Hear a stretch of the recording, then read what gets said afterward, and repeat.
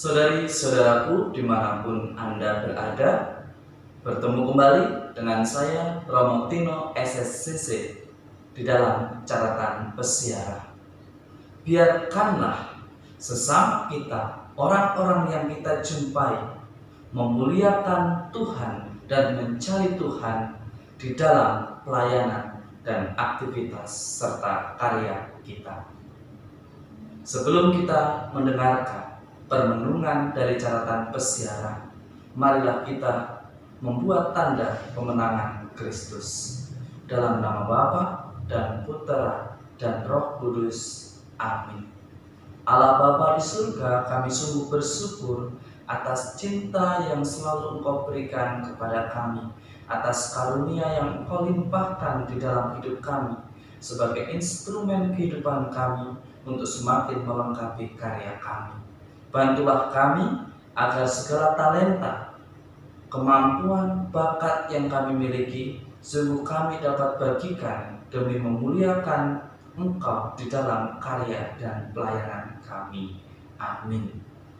Saudari-saudaraku yang terkasih di dalam Yesus Kristus, selamat pagi. Tuhan memberkati kita semua.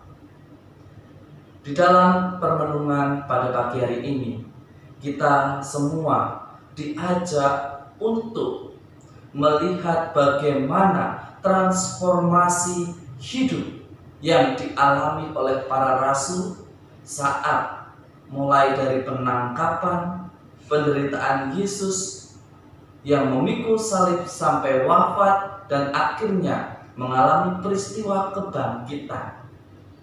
Dari para murid yang lari kocar-kacir tidak jelas, ada yang menjadi pengkhianat, akhirnya mengalami pertobatan, mengalami perubahan atau yang dikenal dengan transformasi diri dari yang tidak baik menjadi lebih baik.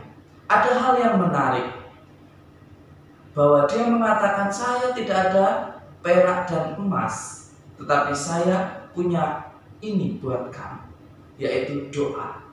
Itu yang dilakukan oleh Petrus pada hari ini di dalam Kisah Para Rasul. Di dalam situasi yang serba sulit seperti saat ini, banyak mungkin dari kita mengatakan, kita aja susah, sudah tidak punya apa-apa, mau membantu sok-sokan, kita nggak punya sesuatu. Ini berarti kita belum mengalami kebangkitan.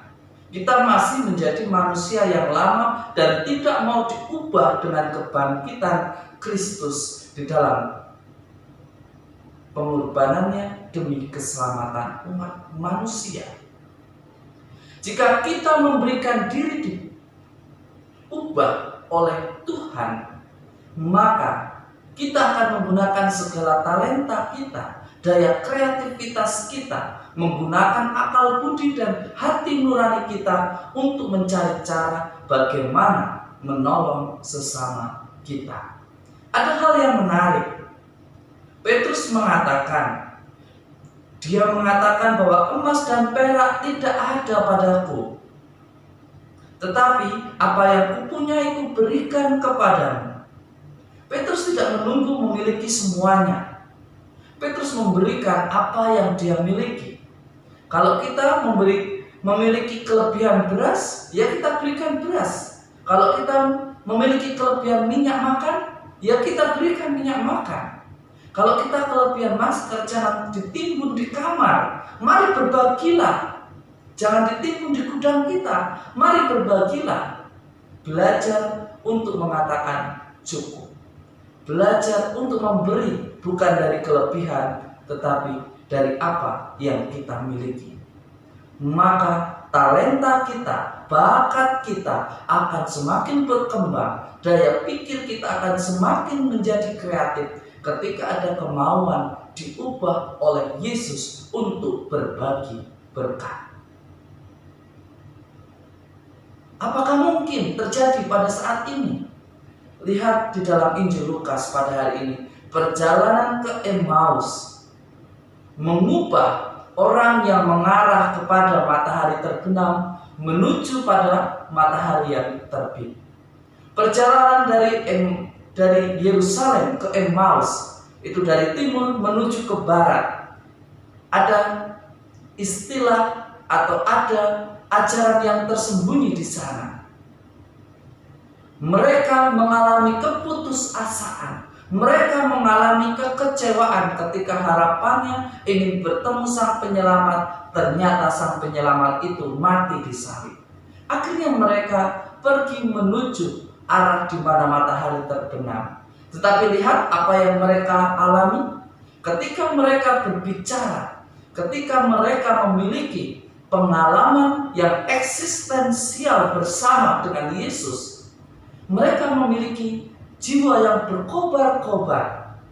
Dia memiliki semangat untuk melayani, bahkan yang tadinya mengarah ke matahari terbenam kembali ke timur, melihat dan menyongsong matahari terbit dan berbagi sukacita kepada para rasul dengan apa yang mereka alami.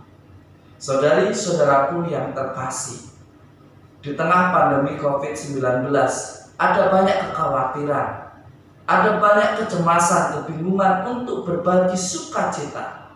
Takut tertular, takut sakit, takut ini dan itu. Tetapi lihatlah, belajarlah ketika kita melayani dan melibatkan Tuhan, dan ketika kita ada disposisi yang baik, maka kita akan mengalami sukacita. Ada hal yang sangat menarik dengan misa live streaming ini. Kita menghadirkan Tuhan di dalam keluarga-keluarga kita. Saya sangat acungi jempol bagi para keluarga yang saat membasuh kaki, kalian membasuh anggota keluarga kalian. Kalian membasuh orang yang kalian paling cintai, partner hidup kalian, suami atau istri kalian. Saat membasuh, mungkin ini yang pertama, kalian membasuh dengan cinta dan ketulusan di dalam kekusukan, doa bersama sebagai satu keluarga. Bukankah itu pengalaman Emmaus yang sungguh istimewa yang kita rasakan? Maka beranilah kita untuk berbagi dengan cara tetap tinggal di rumah.